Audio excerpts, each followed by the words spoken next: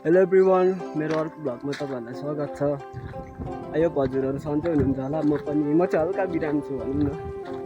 बिरामी चाहिँ के भन्नुहुन्छ भने यो लेफ्ट सोल्डरको चाहिँ यो अस्ति लडेको थियो होइन, अनि लिगामेन्ट नै फाटेछ क्या अस्ति गएको थिएँ हस्पिटल त्यो फिक्कल, अनि फेरि एक हप्तामा आउनु भनेर बोलाउनु भएको थियो क्या, अनि त्यो भएर आज जाँदै गरेको होइन। अब हेरौँ अब अस्ति भन्दा चाहिँ बेटर भइसकेको छ होइन। अब लिगामेन्ट अब जोडेन होइन, अब त्यो भिडियोहरू थाहा हुन्छ।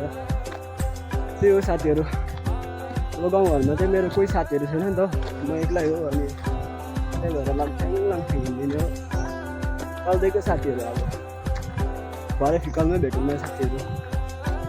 अब लिगामेन्ट जोडेन होइन, अब थाहा हुन्छ। फिकल चाहिँ त्यो के भन्छ लोकसोम खै के फार्म उयो छ क्या, क्लिनिक छ क्या उता, अनि त्यसमै गएको थिएँ। एक हप्तामा बोलाएको थियो, अनि आज पनि त्यही जाँदैछु। गर्मी भन्नुहुन्छ भने चाहिँ नि साथीहरू यता चाहिँ आमामा घाम चाहिँ त्यस्तो साह्रो लागेको छैन होइन, र भए पनि लास्टै तातो छ क्या। पसिना आमामा तुरुन्यो झन् हिँड्दाखेरि त ब्याग बोक्नु नि यस्तो झ्याउ लागिरहेको छ नि। म चाहिँ साथीहरू यहाँनिर लसिना आइपुगिसकेको छु। अब यताबाट यहाँ गाडी चढेर अनि गाडी एउटा अब पक्रेर अब लाग्दिने फिकलतिर। त्यसपछि गाडीमा चढेर उकालो लागेँ। गाडीमा फेरि गीत यस्तो बजिरहेको थियो नि, यस्तो तपाईँहरू सुन्न सक्नुहुन्छ।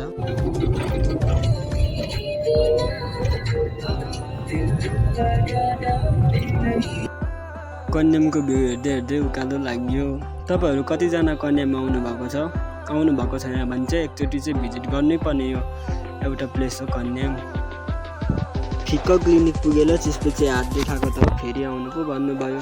त्यो क्लिनिक चाहिँ तपाईँहरूको लोकेसन कहाँ भन्नुहुन्छ भने फिक्कल बजारदेखि माथि इलाम स्ट्यान्ड मासतिर यता लेफ्ट साइडमा माथिल्लोपट्टि छ। मैले त्यहाँनिर फिक्कल बजारमा चाहिँ भिडियो बनाएन, त्यसको लागि सबैजनालाई सरी भयो। खाजासाजा खाएर म लसिनीमा आएपछि मलाई चटपटे नाक्कै हुँदैन। त्यसपछि चटपटे खाएर म घरतिर फर्केँ। आजको ब्लग यति नै। नेक्स्ट भिडियोमा भेटौँला साथीहरू। सब्सक्राइब हान्न नबिर्सिनु होला।